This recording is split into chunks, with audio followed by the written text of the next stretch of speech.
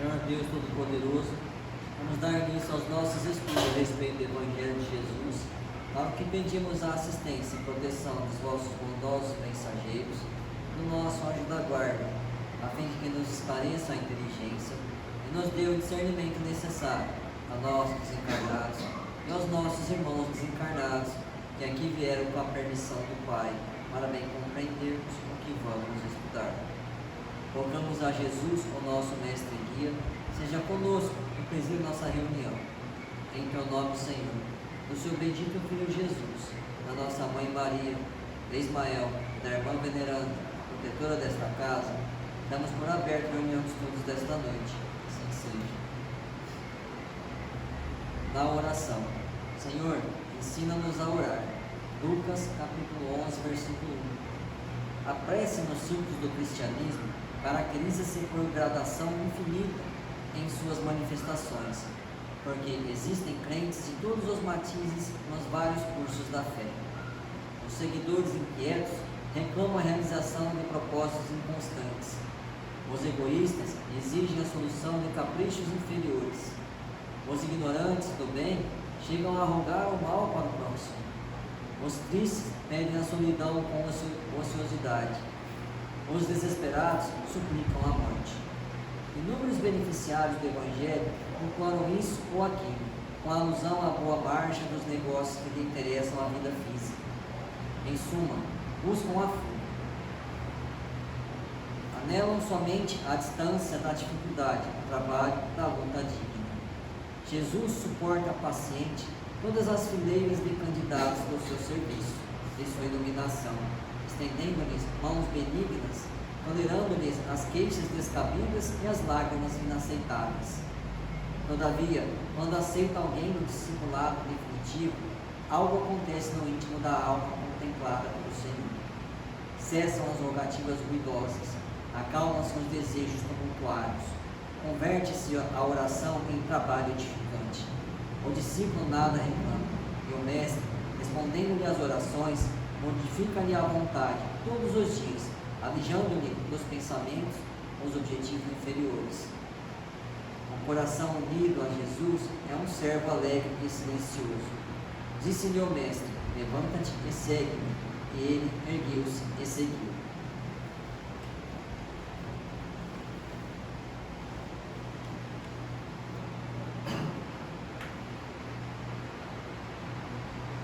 Pai nosso que estais nos céus, santificado seja o vosso nome, Senhor. Que venha a nós o vosso reino, que seja feita a vossa vontade, assim na terra como nos céus. O pão nosso de cada dia nos dai hoje, Senhor. Perdoai as nossas ofensas, assim como nós perdoamos aos que nos têm ofendido. Não nos deixeis que entremos em tentações, e livrai-nos, Pai, de todo o mal, porque seu é o reino, o poder e a glória para sempre. Amém. Espíritos esclarecidos e benevolentes, bondosos mensageiros de Deus, que tendes por missão assistir aos homens e conduzir-os pelo bom caminho, sustentai-me nas provas desta vida. Dai-me força para suportá-las sem murmurar. Afastai de mim os maus pensamentos e fazei que eu não dê entrada a nenhum espírito que tentasse iludir-me e conduzir-me no caminho do mal. Esclarecei-me a consciência com relação aos meus defeitos e tirai-me sobre os olhos o véu do orgulho para impedir-vos perceber e confessá-los a mim mesmo. A ti, sobretudo, povoso anjo da guarda, que mais particularmente velais por mim, e a todos vós, espíritos protetores que por mim nos interessados, fazei que me torne digno da vossa proteção. Conheceis as minhas necessidades, para que seja atendido e segundo a vontade de Deus. Que a paz que irradia do coração de Jesus e que abrange toda a terra, possa ser assimilada por todos os corações aqui presentes, tanto encarnados quanto desencarnados, para que gozem dessa paz possamos compreender as leis que regem o mundo espiritual e ter a sabedoria de praticá-las em nossa vida diária. Em nome do nosso Mestre amado Jesus, da irmã veneranda, sua equipe espiritual que nos assiste, bem como dos nossos anjos da guarda, solicitamos que a água aqui exposta seja purificada em nosso benefício. Que assim seja. Damos graças a Deus.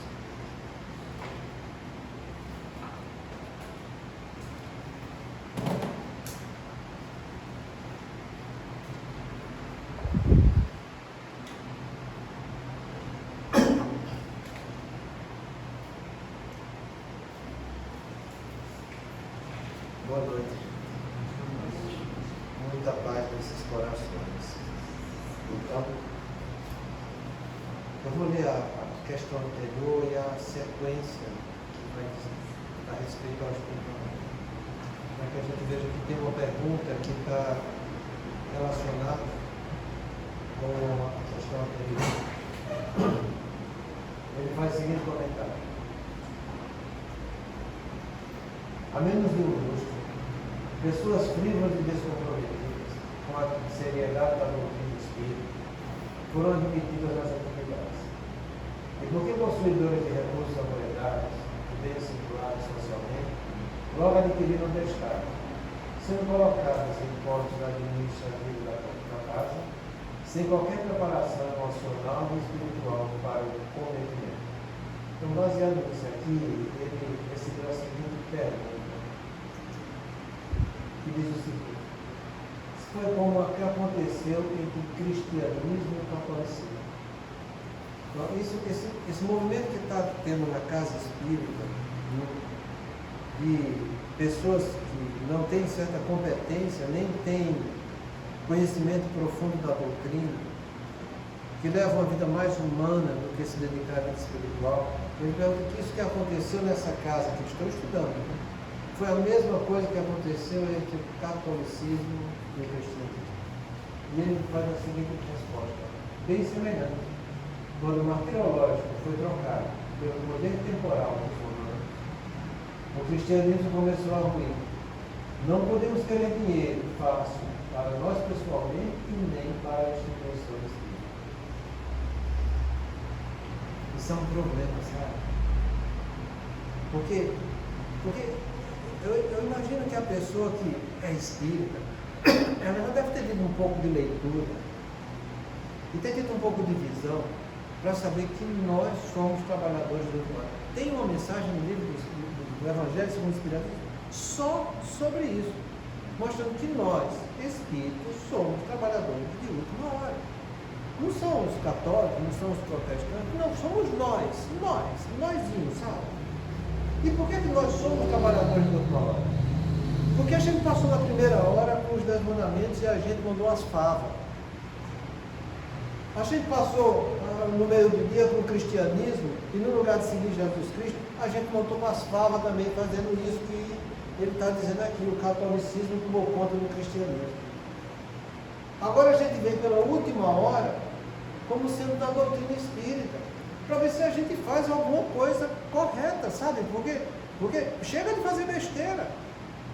Então essa questão que ele fala aqui, que aconteceu esse cristianismo e o catolicismo, foi isso. Ele fala que é bem semelhante a coisa. Por quê?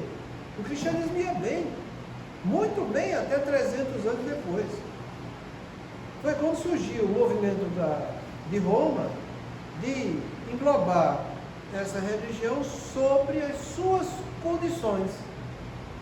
Então, em vez de se trabalhar o cristianismo, criou-se a Igreja Católica Apostólica Romana. Tem alguma coisa de cristão nesse nome? Igreja Católica Apostólica Romana. O que é que tem de Cristo aí? Isso não vai ver nada. Então, foi um movimento humano que se apossou do que era santo, belo e puro e fez o que todo mundo sabe que fez, né? Porque vocês já estudaram a história por aí. Aí começaram a modificar os próprios relatos do cristianismo. Alteraram, deturparam, foram interpretar segundo suas condições convenientes, entende? E a doutrina cristã foi ficando de lado. E foram criando cada vez mais movimentos humanos em cima do Calabelo Santo. E criou-se as guerras santas. Olha, imagina, guerra. Desde quando Jesus falou em guerra? Desde quando? Cria a guerra santa. E o pessoal acreditava que a guerra era santa mesmo, está entendendo? Quer dizer, eles não estavam nem aí para estudar Jesus, para tentar compreender Jesus. A coisa, se antes as pessoas morriam pelo Cristo, por fazer o bem e ajudar os outros, entende? Não, estava matando um outro porque queria uma guerra santa, para saber o túmulo de Jesus, coisa e tal, para querer inventar coisas de Jesus. E depois, achando um pouco as guerras santas, criou a Inquisição. Somos nós isso aí, gente. Somos nós isso aí. Quantos os livros que a gente faz aqui, Tormentos da Obsessão, vê a retrospectiva dos irmãos, a gente estudou esse aqui na quinta-feira, que eles voltam ao passado e tal, está na Inquisição. Então, é aí que a gente está, é que está a nossa praça, é essa, sabe? Vivemos nesse meio, fomos nós que criamos e deturpamos o cristianismo. E olha que a gente fez da pior espécie que possa acontecer. Entende? Porque o que preservava nesse tempo das Inquisições era poder, dinheiro, era narcisismo puro, e sexualidade nem se fala, né? Porque era a maior depravação que existia. Para você ter uma noção, no livro Memórias do Suicida, quando o Botelho vai fazendo, lembrando as vidas anteriores, que foi crucial, que diz respeito à encarnação dele, em que ele ficou cego. Nessa encarnação, ele participava da Inquisição. E o que ele visava era isso: poder, dinheiro, vaidade. E se apaixonou por uma moça que ele conhecia há muito tempo, entende? E que ela já era casada. E ele deu um jeito de inventar mentiras em nome do Cristo e prendeu aquela criatura, quebrou perna, braço, dedo, arrancou o dente, entende? E botava para a mulher ver, e ele só vou parar quando você for minha. Até que a mulher, no momento de desespero, vendo o marido que ela tanto amava naquela situação, se entregou para ele. E depois ele disse: depois, se você me entregar, eu devolvo ele para você. E devolveu, e na hora que foi devolver, furou os 2 olhos dele. Absurdo, absurdo. Não, aquilo era normal naquele tempo e a gente viveu nesse meio. A gente tem que compreender isso, porque é essa pergunta que ele faz aqui. Então entenda essa correlação que ele fala do catolicismo, que pegou o cristianismo e fez o que todo mundo sabe que fez. Aí ele pergunta: e agora? Então, é o movimento espírita que está fazendo a mesma coisa com a doutrina espírita? É. Porque toda vez que você vê um fato doutrinário, está aqui, a doutrina mostra que é assim, e você diz: não, isso aqui não, eu vou fazer o que eu quero, vou fazer o que eu acho. E aí você vai deturpando e denegrindo a doutrina, como ele faz aqui, está querendo ruir a doutrina. Você acha que é teu anjo da guarda que está fazendo isso? Você acha que os espíritos superiores estão fazendo isso com você? E você acha que está certo? Pô, tem um pouco de visão, analisa um pouco a coisa. Toda vez que Deus chega e deixa uma verdade bater em nossa porta, é porque nós temos condições de viver e fazer alguma coisa com aquela verdade. E não você querer deixar a verdade de lado para fazer coisas que você acha como ser humano. É isso que ele está perguntando, ele está falando para a gente. Sim, é semelhante. Então a gente está vendo um estudo que acontece, isso é verídico, sabe? Está lá no livro, é verídico. Em que o movimento espírita, por não ter profundidade, viver na superficialidade, deixava conceitos humanos falar mais alto do que a própria doutrina. E nisso se trifurcou as reuniões mediúnicas, cada uma de acordo com seus moldes pessoais. Entende? Porque nenhuma estava querendo seguir a doutrina, tinha uma só que seguia a doutrina, que era a principal, que daquela ali foi que saiu as vertentes daqueles que não conseguiam fazer esses movimentos avançados do movimento espírita. Como eu falei ontem aqui na apometria. Entende? Como a gente fala de praticar doutrinas africanas no meio do centro espírita. Não. Se você quer praticar doutrina africana, vai praticar o que você quer, porque tem um monte de casa de umbanda, de tudo que é cana aí, vai fazer lá, ué.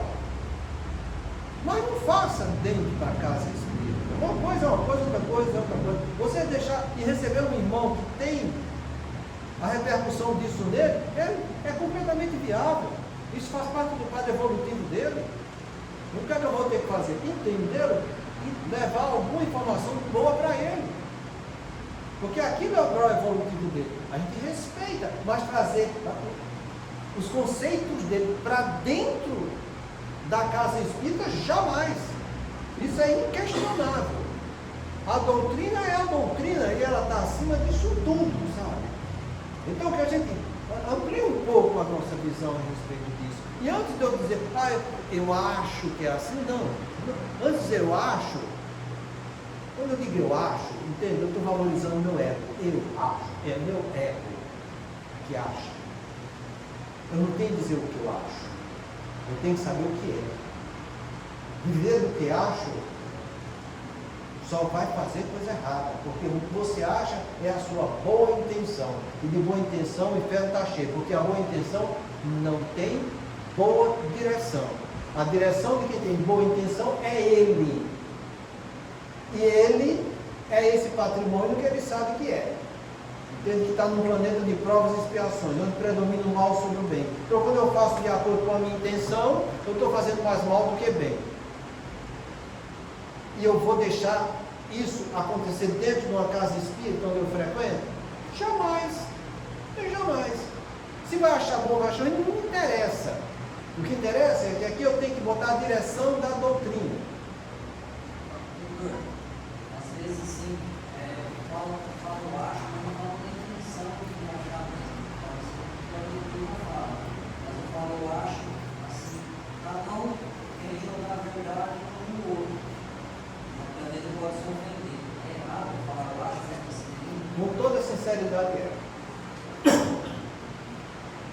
Toda vez que eu digo eu acho, entendo, eu estou falando, eu valorizo o ego, sabe? Eu não tenho que dizer eu acho, eu tenho que dizer a doutrina orienta que seja assim. Em tal parte eu li isso, que é desse jeito, assim, assado. Então, eu estou trabalhando nessa direção. É assim que a gente tem que viver a vida da gente. Porque se você não faz isso, você fere o primeiro passo para você ter saúde espiritual, que é o sentimento de aprendiz. Lembra dos 3 passos de saúde espiritual? Todo mundo quer ter saúde espiritual, não quer não? Então, o primeiro dele é sentimento de aprendiz. Então, você não é bom, não tem que dizer o que você acha. O aprendiz vai dizer o que é, porque ele está aprendendo. E eu vou dizer o que é, porque eu vou estar estudando a doutrina, então eu vou trazendo coisa doutrinária para cá. Se o outro acha, o problema é seu, o que vale é a doutrina. Ah, mas você está sendo intolerante. Não estou sendo intolerante, estou sendo verdadeiro, é diferente. É diferente você ser verdadeiro e intolerante. Intolerante é aquele que não aceita o outro, embora o outro esteja certo. Não, o outro está errado, eu vou valorizar o que é errado. Jamais. Sendo que as pessoas, por comodidade, por amizade, isso não é amizade, sabe? Isso é como diz o grande filósofo, entende? Os errados são circunstanciais. Os verdadeiros não. Esses são verdadeiros amigos e são eternos. Então você vê muitas vezes um coroio de pessoas que estão ali juntas circunstancialmente. Porque no fundo um está querendo lucrar e tirar vantagem do outro. Então nunca diga assim, eu acho. Eu estou aprendendo que é assim. Porque eu li na doutrina desse jeito. Eu já falei para vocês. E isso eu aprendi, não foi na doutrina espírita, eu aprendi estudando medicina. Porque ai de mim, se numa prova eu dissesse eu acho. Não. O que acha, então, é seu conceito. Então você vai dizer o que é. Tal doença é assim. Não é o que você acha, é o que é. Entende? O que você acha está sendo referendado por quê? Você tem que dizer. Porque se não tiver referência no que você acha, você não sabe nada, tá entendendo? Você está aqui para aprender, você é aluno. Então é assim que a gente aprende. Então tudo que a gente levava lá tinha que ter referência. Porque esse sentimento de aprendiz tem que ter referência. Não teve referência, então você já não é aprendiz, você é mestre. Então na faculdade não tem mestre, a gente está estudando, é tudo aprendiz, então tem que ter referência. Então tudo que a gente vai lá, está aqui a referência. Assim, assim, assim, pronto. Se para fazer medicina tem que ser desse jeito, que eu estou tratando de uma vida humana só, de uma personalidade, imagina o modelo da doutrina espírita que eu vou tratar de uma individualidade que teve inúmeras personalidades com vários problemas na vida. Então, eu tenho que valorizar, acima de tudo, a doutrina, porque eu sou um aprendiz da doutrina. Então, está reclamando de fulano, ciclano, por que está reclamando? Está reclamando baseado em quê? Por que fulano, ciclano feriu a doutrina? Se ele feriu, você está reclamando, então você vai lá e faça melhor do que ele. Porque se toda vez que você fosse dizer não, você fosse capaz de explicar o porquê não e fazer melhor daquilo que você está dizendo que é não, óbvio que você estaria bem na fita. Mas as pessoas, não valorizando o seu ego, elas dizem não, nem explicam porquê não e nem fazem melhor do que aquele que fez alguma coisa. E aí bagunça tudo, está entendendo? Porque fica ego, quando eu digo a minha intenção, o outro vai dizer a intenção dele, o outro vai dizer a intenção dele. Cada um tem sua intenção, então fica uma verdadeira bagunça. Por isso que eu sempre falei aqui, entende? Só vai haver união quando todos estiverem olhando para a doutrina. Então a doutrina é o ponto de união. O que os outros acham é problema dos outros. Se não estiver gostando, não tem problema, vá procurar outro canto que você goste. Mas aqui vai ser assim a doutrina, porque é assim que deve ser feito. Porque se fizeram a bagunça que fizeram dentro do cristianismo, do catolicismo e outras doutrinas por aí, paciência, dentro da doutrina espírita não vão fazer isso. Não vão. Porque a gente já tem um pouco de visão e de experiência disso. Nós já passamos por isso. Nós já deturpamos a doutrina. O cristianismo. E não vamos fazer mais isso para a doutrina. A não ser que você queira continuar fazendo errado, e sabe Deus quando é que você vai depois. Porque o problema é seu, tá entendendo? Estou falando, é trabalhador de última hora. Não pensa que vai ter outra encarnação. Não vai. Não vai. Então, do mesmo jeito que os poderes dos homens fizeram um movimento humano em cima do cristianismo, o movimento espírita, criado pelos homens, quando se distancia dessa doutrina, vai querer fazer a mesma coisa. Aí eu pergunto, você acha que esse movimento que está sendo mais valorizado do que a doutrina, você acha que está sendo influenciado por Jesus, pelo anjo da guarda, pelos espíritos protetores? Não vai estar não. E o bom senso diz que não está, entendeu? E a pessoa que tem um pouco de capacidade crítica e que não é tão egoísta, ele vai entender que o ego dele é que está falando mais alto. E que esse ego precisa ser educado, ele só vai ser educado através da aprendizagem. Então esse sentimento de aprendiz, ele é prioritário em tudo. Porque é depois dele, o sentimento de aprendiz, que vem o dever consciencial. Eu estou aprendendo, cumprindo o dever da minha consciência. O dever são obrigações morais que a minha consciência me impõe. É isso que a gente chama de dever consciencial. Porque a pessoa que está fazendo o movimento espírita, se ele não estiver olhando para a doutrina, ele não está cumprindo o que a consciência dele diz que deve ser feito. Não está. Porque a consciência é a capacidade que eu tenho de entender e julgar minha realidade, fazendo juízo de valor dos meus atos. Isso é que é consciência. Sendo que a maioria das pessoas não agem com essa consciência divina, que faz parte da individualidade dele, que foi treinada no mundo espiritual para exercer aqui nessa personalidade os ditames corretos para ele voltar ao caminho do bem. Não, ele se envolve com o movimento e a consciência humana é que fala mais alto.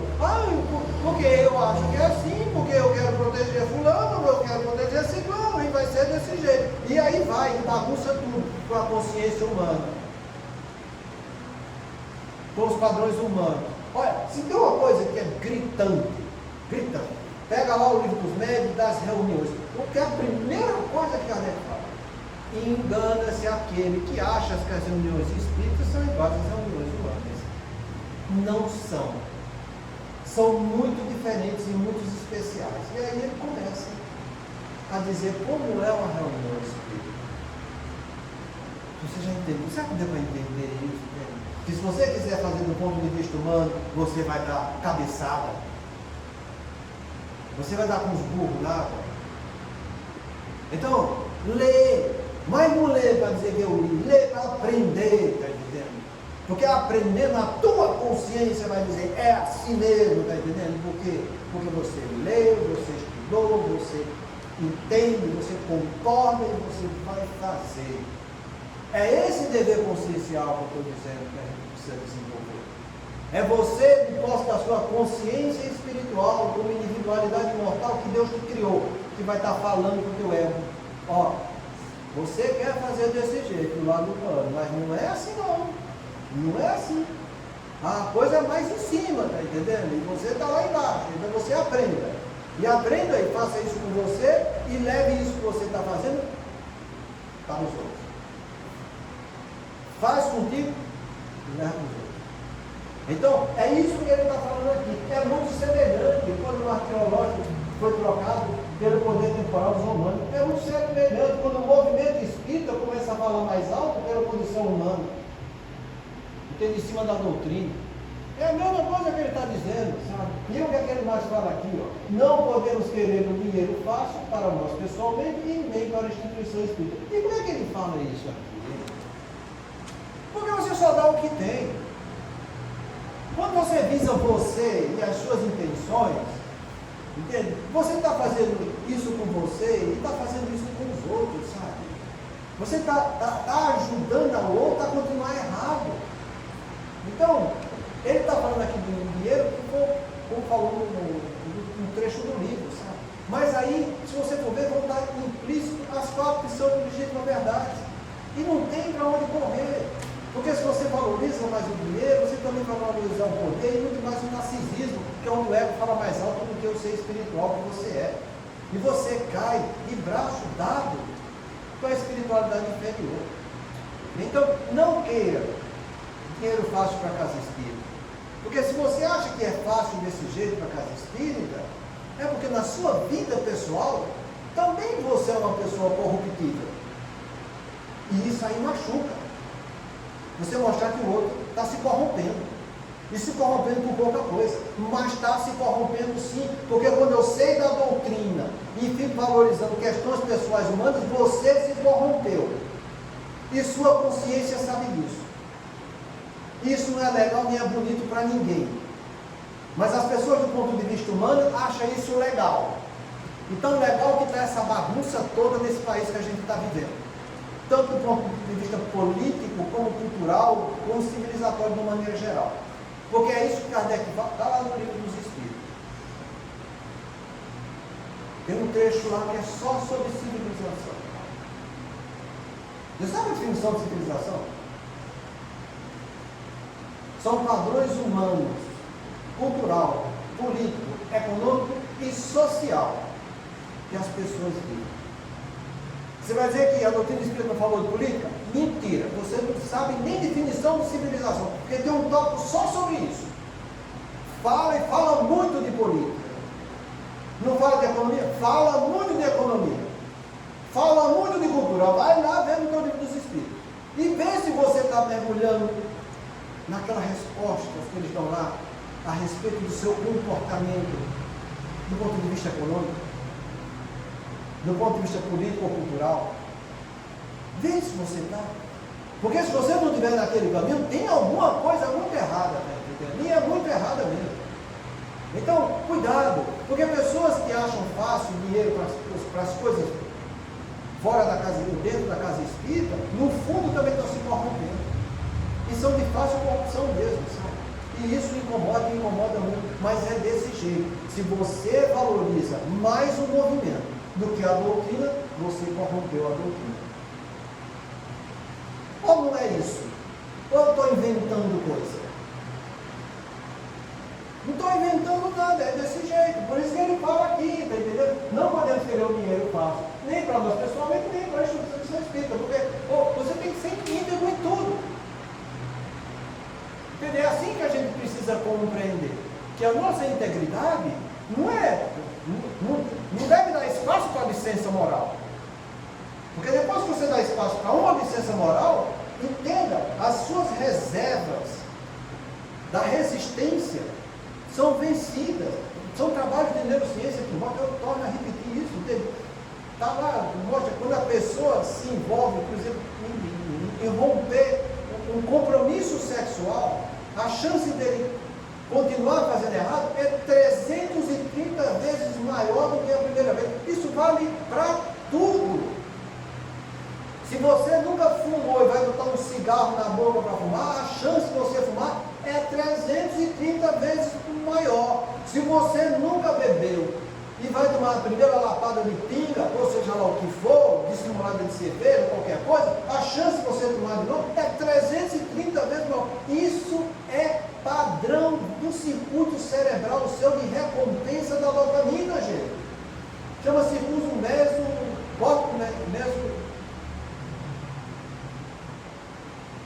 límbico, circuito córtico-mesolímbico, né? É isso aí. Então, é esse circuito que você tem que entender, porque é ele que vai te trazer a sensação de prazer, do ponto de vista humano. Porque é tão interessante esse trabalho, mas é tão interessante, sabe? Você faz a coisa, sentiu o prazer, a coisa, ele libera a dopamina. Passou o prazer, você começa a sentir dor, solidão, isolamento, porque você não tem mais aquele prazer. Então aquele prazer, ele tem um peso enorme que não tinha antes, porque antes você não sentia dor por não ter o prazer, antes você não sentia solidão, antes você não sentia isolamento daquilo que você começou a sentir, dançou, porque agora você sentia a falta. Então, seja lá qual for, se você mentiu uma vez, a chance de você mentir novamente é a mesma coisa, 330 vezes maior para você continuar mentindo. Dá para você entender que seu miolo é desse jeito? Aqui no Japão, no raio que parta que você tiver, é assim que funciona. É trabalho consolidado. Então você resolveu romper com a integridade da doutrina, modificando o movimento espírita, dançou, porque você vai ter 330 vezes mais probabilidade de continuar fazendo errado. Dá para compreender, se você for conivente com uma pessoa que vive disso, ela só vai te trazer coisa ruim dentro do movimento espírita que você está frequentando. Ou você é íntegro ou você não é. É por isso que Jesus falou, quem está comigo, quem não está comigo, quem não está comigo está contra mim, quem comigo não junta, espalha. Ponto. Esse é Jesus. Também é o que eu quis dizer, não dá espaço para licença moral. E não dá mesmo, sabe? Ou você é ou você não é. Não interessa se você radical. É quando você faz uma coisa que não tem coerência. Mas se você faz uma coisa que tem coerência, você não é radical, você é verdadeiro. Deu para entender? E tem mais. Não tem como você justificar o que é falso. Porque o que é falso não é justo. Tem como você explicar o que é falso. O que é errado. Você explica, mas jamais você vai conseguir justificar. Porque é errado, não é verdadeiro. Mas as pessoas tentam justificar, eu sou assim porque no começo da minha faculdade não, isso não é justificativo, isso é uma explicação. Por quê? Porque Deus é bom e justo e eu tenho certeza que não faltou direcionamento no caminho do bem e da verdade para nenhum filho de Deus. Porque se você está dizendo que aconteceu isso, você é uma exceção do universo. E você, ó, meu, exceção do universo, hein? Ó, é bom, hein? Então, entenda isso que a gente está estudando. Para que o movimento espírita não venha corromper a doutrina espírita. Mas que ele esteja sempre estudando e baseado nessa doutrina. Porque como eu falei na reunião passada aqui, então você vai, mostra um fato doutrinário, aqui, coisa e tal, aí o outro chega e diz, não, é fulano de tal. Então, quem é fulano de tal? Fulano de tal é melhor que a doutrina? Ou ele também está aprendendo junto com a doutrina? Não interessa quem é fulano de tal. Interessa quem é a doutrina. E a doutrina está aí para todo mundo ver. O livro está aí para todo mundo estudar. Então não vem trazer explicação que vai estar analisado por fulano e ciclano. Não, de jeito nenhum. Por que Chico falava que ele era? Uma formiga, um cisco, um nada. Por que Emmanuel falou para o Chico?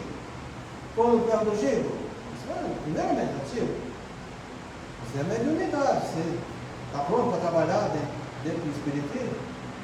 Você para e pensa. Chico parou, pensou, no outro dia foi lá, junto do corre do lado, né? Emmanuel apareceu, e aí? Está pronto? Decidiu? Decidiu. Eu quero. Tem certeza? Então você precisa de 3 coisas: disciplina, disciplina e disciplina. Todos nós aqui precisamos disso. Aí depois ele disse, e tem mais. Se eu falar, estude Jesus e estude a doutrina. Porque se eu falar alguma coisa que vai ferir Jesus e a doutrina, você esqueça de mim. E continue com Jesus e com a doutrina. É a mesma coisa que o Senhor da Guarda vai falar com você. Ele vai falar diferente. Estude Jesus e a doutrina. Se o Senhor da Guarda falar alguma coisa que vai ferir Jesus e a doutrina, esqueça o Senhor da Guarda e continue com Jesus e com a doutrina. Deu para entender como que é a coisa? E o resto é invenção, entendendo? E o resto são corrupções. O resto é licença moral. O resto é caminho vicioso. E a gente não deve dar valor para isso. A gente deve aprender que nós temos isso, temos. Nós temos erro, está entendendo? Temos propensão para o dinheiro, temos, o sexo, temos, o poder, temos, todos nós temos. O importante é eu não me entregar para isso, só isso. Ninguém é melhor do que ninguém. Todos temos a mesma propensão para fazer coisa errada. Todos desprezamos o desandamento, todos desprezamos o cristianismo, estamos todos aqui, está entendendo? A única diferença é que uns vão querer fazer certo e outros não vão querer. Paciência. Eu vou querer ficar com o que é certo. Porque eu sempre falei dessa casa de estudo. Mas se está aqui, eu sempre estou falando isso. E se quiser me acompanhar, vai ter que estudar, vai ter que seguir doutrina. Se não quiser, paciência, porque eu vou seguir desse jeito. E pronto, e acabou. É uma decisão. Eu já falei para vocês, a força evolutiva, ela tem 2 forças, entende? A sugestiva, que é Deus chamando a gente para o caminho do bem, e a resolutiva, que é quando você resolve fazer o caminho do bem. Então isso aí é desse jeito e não tem como mudar. É assim mesmo. Então, depois do que ele fala isso aqui, não podemos querer dinheiro fácil para nós pessoalmente, nem para instituições, ele faz esse comentário aqui.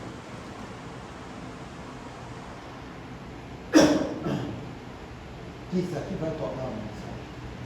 Fala-se muito em buscar dinheiro para fazer caridade, mas havendo um descompromisso com a caridade, porque a caridade não envolve questões materiais, como está escrito na questão 886 do Livro dos Espíritos: benevolência para com todos, indulgência para com as imperfeições dos outros e o perdão das ofensas.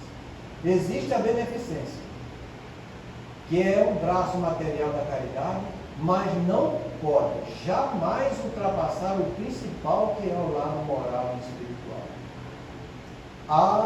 Como a gente precisa estudar isso aqui.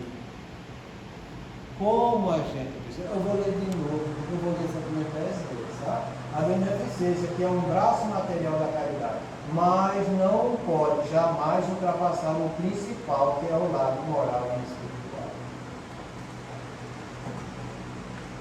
Então, muitos querem dinheiro para fazer caridade. Eita, como eu escuto isso, hein? E dentro da casa espírita, a caridade não tem nada de material, nada. Kardec pergunta, nessa questão, como podemos entender a caridade praticada por Jesus Cristo? Jesus é nosso modelo e guia. Então, a resposta é essa, sabe? Benevolência para com todos. Indulgência para com as imperfeições alheias e o perdão das ofensas. E aí? Você está brigando com seu marido ou com sua mulher? Está tendo benevolência com ela? Está sendo indulgente com as imperfeições dele? Está perdoando as ofensas do desgraçado ou da desgraçada que está lá pisando na tua goela? E com Deus filho, com teu pai, está fazendo a mesma coisa? A gente não já viu que eu tenho que praticar a caridade? E nos 3 pilares que eu estou passando, com prova, expiação e punição, né? É você com o seu corpo, entende? Você está fazendo benevolência com o seu corpinho? Está cuidando dele como deve cuidar? Está exigindo demais ou está exigindo de menos? O que é que você acha? Tua consciência sabe. Está inventando coisas do ponto de vista humano em cima disso? A maioria inventa. Eu quero plástica daqui, eu quero peito daqui, eu quero prega na cara assim, eu quero cabelo desse jeito, eu não quero cabelo branco, eu quero uma bunda mais irritada. Isso é cuidado. Está cuidando bem do corpo, é benevolência com ele. Pensa, porque tu é espírita, isso é que é caridade. Você vai ter caridade com o seu corpo, né? Isso porque se você não está tendo essa caridade, está indo atrás dessas coisas que eu falei, o nome disso chama-se de narcisismo físico. Dá para entender o que é narcisismo físico? Que é uma das 4 torres de verdade, que é onde está a espiritualidade inferior? Dá para você entender que você está se vinculando ao que é inferior? Pensa, porque Deus espera da gente diferente. Deus deu Jesus para a gente porque a gente desprezou. Somos trabalhadores de última hora. Para que a gente aprenda com Ele. Então trabalha a benevolência você com o seu corpo, fazendo melhor para Ele. Nem demais para ficar bombadão, como as pessoas fazem, fisiculturismo. Não. Isso é narcisismo. Nem de menos, desprezando ou usando o corpo apenas como fonte de prazer. Não. Você está usando a caridade com o seu cônjuge, é o segundo pilar que a gente tem, né? Olha, mais de 95% dos relacionamentos conjugais são expiatórios. Olha, antes da Covid, a taxa de separação nos 15 anos depois do casamento era 50%. Depois do Covid passou para 62%. E tem gente dizendo que é 65%. Então, a regra é você casar para separar, não é mais casar para ficar junto, A exceção virou a regra. E a gente acha, está tudo certo, continua assim. Por quê? Porque você vai ter. Você, se for da minha idade, já passou dos 15, já aguentou o que queria aguentar. Então, mas você tem filho. Ou não tem? Você vai ter neto, E está mergulhado nisso aí. Como é que vai ser a coisa, hein? Então, você vai casar, minha filha? Vai, casa. Daqui 15 anos tu tem 65% já separado. Olha que legal. Olha como se está trabalhando a paciência nos relacionamentos. Olha, por quê? Onde é que está a benevolência para contas? Onde é que está a indulgência com as imperfeições? Nem tolerância vai aumentar, quanto mais indulgência. Onde é que fica o perdão de ofensa? Nem nunca tu vai ter perdão, É você para um lado e eu para o outro. E dane-se o mundo, tá entendendo? Se botou filho, danou-se. Agora, separação é. Fica um final de semana um, outro. E está tudo bem do ponto de vista humano. E do ponto de vista espiritual? Será que está bem? Será que essa criança não veio justamente para isso? Para aprender a ser uma boa mãe, aprender a ser um bom pai? Imagina, porque são dos 4 pilares que a gente está tendo. Então você vai trazer o moleque para cá, entende? Ele vai vir para aprender a ser. Por quê? Sim, vê lá no livro Mensageiro de André Luiz. E aí que está a doutrina de quem fala mais alto. Quando ele fala que é doutor e não está junto com os doutores, ele fala, André, aqui existe galpões imensos, onde as mulheres aprendem novamente a capacidade de ser mãe. Aqui existem galpões imensos, onde os pais aprendem a cumprir o dever da paternidade. Então, nossos filhos vem para aprender conosco isso também. Se não é por prova, se não é por expiação, é como missão. E se você está destruindo essa imagem nele, olha, se ele se perder, tua consciência vai ficar legal do outro lado, não vai? Haja com a consciência humana. Vê a diferença do que é consciência humana e do que é uma consciência divina, gente. Porque aquele que tem consciência divina está com essa caridade que a gente está estudando aqui. A consciência divina pede isso para você. Se você não faz, vai seguir a consciência humana, o problema é seu. Mas uma coisa eu tenho certeza: uma hora a verdade vai te visitar. Porque ninguém consegue fugir da verdade. E é isso que a gente tem que falar dentro de uma casa espírita. Porque nesse meio, o pessoal que está frequentando, está lá eles se separando também, está lá os jovens vindo frequentar também. E é isso que você tem que fazer, preparar ele para vencer as suas dificuldades. Como que não vai falar? Tem que falar, sabe? Tem que falar. Deu aula.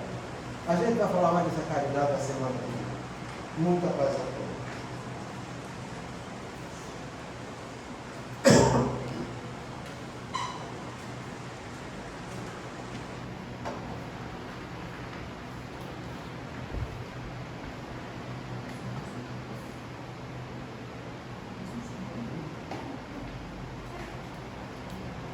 Vamos fazer nossa prece. Eu vou pedir aquela prece em homenagem a você. O nome dessa prece chama-se Ontem. Isso é uma mensagem do Emmanuel, sabe? Ela é muito boa e muito verdadeira do âmbito espiritual. Então ele diz o seguinte: ontem atraiçoamos a confiança em um companheiro, induzindo a derrocada moral. Hoje, guardamos-lo na condição de parente difícil, que nos pede sacrifício incessante. Ontem, abandonamos a jovem que nos amava, inclinando-a ao mergulho ao lado do vício. Hoje, temos-la de volta por filha incompreensível, necessitada do nosso amor. Ontem, colocamos o orgulho e a vaidade no peito de um irmão que nos seguiu exemplo menos feliz. Hoje, partilhamos com ele a afeição do esposo despótico ou de filho problema, o cálice amargo da redenção. Ontem, esquecemos compromissos veneráveis, arrastando alguém ao suicídio. Hoje, encontramos esse mesmo alguém na pessoa de um filhinho, portador de modéstia irreversível, tutelando-lhe a custo de lágrimas o trabalho de reajuste. Ontem, abandonamos ao companheiro inexperiente a língua de todo auxílio, situando-o nas garras da delinquência. Hoje, achamos ao nosso lado, na presença de esposa conturbada e doente, a exigir-nos a paciência no curso infatigado da tolerância. Ontem, dilaceramos a alma sensível de pais afetuosos e devotados, sangrando no espírito, apunhaladas de ingratidão. Hoje, moramos no espinheiro, em forma de lar, carregando fardos de angústia, a fim de aprender a plantar carinho e fidelidade. À frente de toda dificuldade, de toda prova, abençoa sempre e faz o melhor que possas. Ajuda aos que partilham a experiência. Ora pelos que te perseguem. Sorri para os que te ferem e desculpa todos aqueles que te injuriaram. A humildade é a chave de nossa libertação.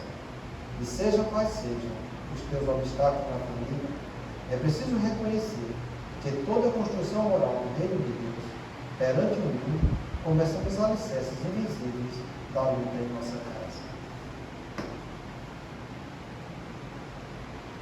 Senhor de amor e bondade, Jesus, nosso irmão maior, e toda a equipe espiritual que nos acompanha nesse momento de estudos e durante o dia, agradecemos por mais essa oportunidade e por esses ensinamentos. Ajuda-nos a ter a coragem de refletir esses ensinamentos e espelhá-los em nossa vida, entendendo que se eles ferem o nosso ego, eles edificam a nossa consciência e o nosso espírito, ensinando-nos também, além de vigiar e orar para não cair em tentação, saber vigiar e selecionar a literatura e o conteúdo que consumimos para direcionar o nosso dia a dia. Pai nosso que estais no céu, santificado seja o vosso nome, que venha a nós o vosso reino, e seja feita a vossa vontade, assim na terra como no céu. O pão nosso de cada dia nos dai hoje, Senhor. Perdoai as nossas ofensas, assim como perdoamos aos que nos têm ofendido. E não nos deixeis entregues às tentações, mas livra-nos, Senhor, de todo o mal, porque teu é o reino, o poder e a glória. E assim seja.